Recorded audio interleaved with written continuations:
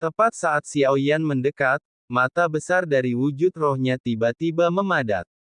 Karena Bai Yan baru mengendalikan raungan mematikan itu kurang dari 5 napas, dia seharusnya tidak bisa merasakan bahayanya. Binatang pemakan langit segera melesat mundur. Untungnya dia punya rencana cadangan. Pada saat dia sedang melaksanakan ritual Tao, tiba-tiba sebuah tangan menyeruak keluar dari dinding batu dan menembus tubuh binatang pemakan langit yang mengaum dari belakang. Jantungnya yang berdetak digenggam erat oleh 5 jari yang berlumuran darah. Dengan bunyi dentuman yang teredam, jantung itu langsung remuk. Binatang pemakan langit yang mengaum pasir menundukkan kepalanya tanda tak percaya. Melihat telapak tangan yang muncul di dadanya, sebelum dia bisa bereaksi, tangan satunya menusuk tubuhnya lagi. Kedua tangannya berlumuran darah, lalu dirobek dengan kuat hingga menimbulkan suara "swish". Tubuh padat yang dibanggakan oleh binatang pemakan langit yang mengaum dan membunuh itu terbelah dua dalam sekejap. Xiao Yan menjentikkan jarinya, dan api 3 warna dengan kekuatan aturan yang tak tertahankan, seolah-olah kekuatan itu dapat membakar apapun di dunia menjadi abu, jatuh ke tubuh Qi Bei, yang terkoyak menjadi 2 bagian dan berubah menjadi potongan-potongan daging dan darah. Ia mulai terbakar seketika tanpa ada teriakan apapun, karena ruangan itu seakan tidak memiliki jiwa, dan matinya tubuh fisik berarti matinya entitas tersebut. Dalam sekejap, klon jangkrik emas berubah menjadi abu dan menelan esensinya. Wilayah kekuasaannya menerobos dari tingkat kedua ke tingkat ketiga, dan kecepatan kemajuannya lebih cepat dari yang dibayangkan Xiao Yan. Kekuatan klon Golden Cicada terletak pada kemampuannya melahap hampir 80% kekuatan musuh. Jadilah kekuatanmu sendiri. Orang yang membunuh binatang jahat pemakan langit adalah klon jiwa Xiao Yan yang tersembunyi jauh di dalam bumi. Agar dapat menyingkirkan klon jiwa tersebut secepatnya, dia meninggalkan rencana cadangan yang tidak akan pernah diduga oleh binatang jahat pemakan langit, dan dengan kekuatan klon jiwa. Selama kamu mendekati binatang pemakan langit yang mengaum membunuh, kamu tidak akan mampu menahannya sama sekali.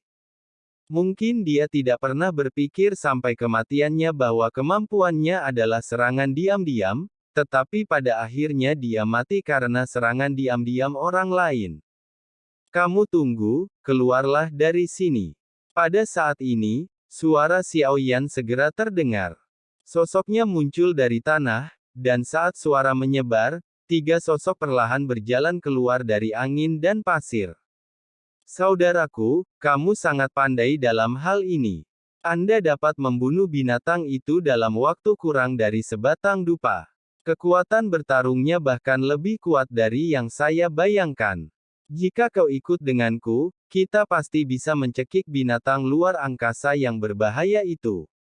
Setelah 3 sosok muncul, orang yang memimpin mereka adalah pria bernama Feng Xichang yang sebelumnya mengundang Xiao Yan untuk bekerja sama.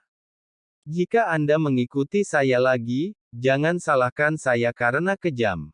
Xiao Yan memancarkan niat membunuh yang dingin. Dia tidak memiliki perasaan baik terhadap ketiga orang itu.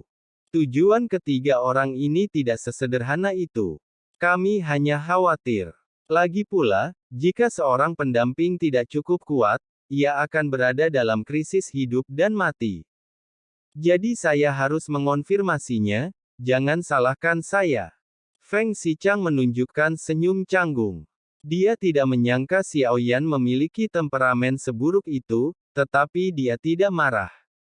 Sebaliknya, mereka mengubah permusuhan menjadi persahabatan dan meminta maaf dengan membungkuk dan mengepalkan tangan. Apakah Anda mengenal tempat ini dengan baik? Xiao Yan menggunakan taktik lunak dan keras, dan amarahnya segera menjadi jauh lebih tenang. Dia tahu sedikit bahwa kami sebenarnya sudah berada di sini selama beberapa waktu, terutama di sini untuk menyembuhkan luka kami. Feng Xichang mengangguk dan berkata. Xiao Yan bertanya, apakah ada binatang luar angkasa lain seperti yang tadi? Alih-alih mencari tanpa tujuan, angin kencang dan pasir di sini memengaruhi penjelajahan jiwanya. Jadi pencariannya terlalu lambat. Tentu saja aku tahu di mana sarang mereka. Namun, jumlah mereka agak menakutkan, dan mungkin berbahaya untuk pergi sendirian. Kata Feng Xichang. Xiao Yan tetap tenang setelah mendengar ini dan berkata, "Bawa aku ke sana," kata Xiao Yan. Feng Xichang langsung tampak malu ketika mendengar ini, seolah-olah dia tidak ingin menimbulkan masalah seperti itu. "Tidak perlu, tunggu saja dan bawa aku ke sana." Xiao Yan melihat apa yang ada dalam pikirannya secara sekilas. Mendengar ini, yang terakhir tersenyum pahit lagi. Kebijaksanaan Xiao Yan lebih canggih dari apa yang dibayangkannya. Setidaknya dalam hal mengamati hati orang, dia dapat melihatnya dalam sekejap. Feng Xichang sudah merasa sedikit menyesal, dan dia telah membuat keputusan dalam hatinya. Setelah Xiao Yan pergi ke sana, kita mungkin harus memilih orang lain untuk bekerja sama. Jika dia tahu tentang percobaan pembunuhan. Sebaliknya, mereka akan menderita. Tingkat Xiao Yan di depan mereka berada di luar kendali mereka. Feng Xichang tidak punya pilihan selain setuju. Pada saat ini, Ye Beijing dan Xiao Yueli juga bergegas datang dari belakang. Setelah melihat kedua wanita itu, mata Feng Xichang sedikit menyipit, lalu dia memimpin jalan di depan, bergegas menuju angin dan pasir. Alasan dia setuju dengan Xiao Yan adalah untuk menunda Xiao Yan, karena takut kerjasamanya akan gagal. Xiao Yan berbalik melawan mereka dan membunuh mereka. "Kamu terbang dari dunia mana?" Xiao Yan membuka mulutnya untuk bertanya, "Aku benar-benar minta maaf, aku tidak bisa memberitahumu." Feng Xichang ragu-ragu. Tidak memberi tahu Xiao Yan juga merupakan cara untuk melindungi dunianya sendiri. Xiao Yan tidak melanjutkan bertanya. Sebaliknya, dia mengikutinya dari belakang tanpa bersuara. Dalam diam. Namun, pada saat ini, Xiao Yan tiba-tiba menunjukkan ekspresi dingin di wajahnya, kakinya tiba-tiba ambruk, dan tubuhnya tiba-tiba terlepas dari tangannya.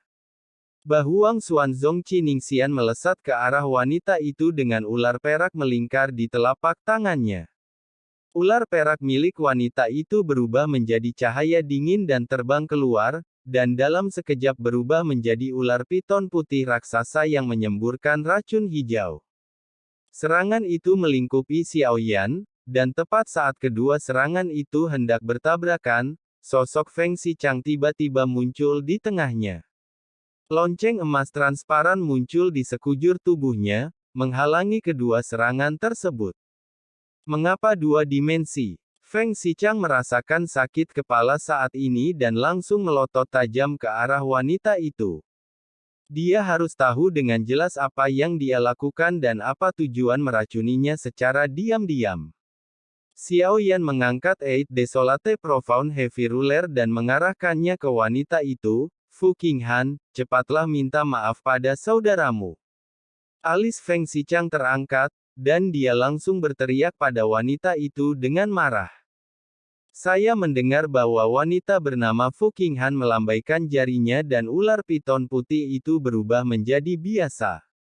Dia langsung menunjukkan ekspresi sedih dan memberi hormat kepada Xiao Yan, berkata, "Maaf, aku tidak bermaksud melakukan itu.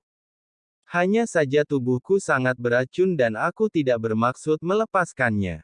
Tolong, saudaraku, jangan salahkan." Xiao Yan menatap wanita itu dengan tatapan dingin. Kemudian dia mengumpulkan semua 8 penguasa misterius yang terpencil. Adapun apakah wanita itu melepaskannya secara tidak sengaja, Xiao Yan mengetahuinya dengan sangat baik. "Tapi, aku tidak akan peduli padanya sekarang. Pimpin jalan," kata Xiao Yan dingin. Feng Xichang menangkupkan tinjunya dan membungkuk. Dia mengangguk dan terbang ke depan lagi. Dalam perjalanan, matanya kembali menatap Fu Qinghan. Matanya sangat dingin dan Fu Qinghan tampak sangat takut. Feng Xichang segera menundukkan kepalanya. Setelah berjalan beberapa saat, Pasir kuning di hadapanku menjadi semakin tebal, hampir menenggelamkan seluruh dunia di hadapanku. Jangkauan yang terlihat dengan mata telanjang kurang dari 10 kaki, dan bahkan tanah tidak dapat dilihat dengan jelas, seolah-olah Anda berada di lautan kuning. Kita hampir sampai, saudara. Sejauh pengetahuan saya, ada lebih dari selusin binatang buas pemakan langit yang mengaum di sini. Mereka pandai dalam serangan diam-diam dan begitu mereka membentuk kelompok, mereka menjadi sangat kuat.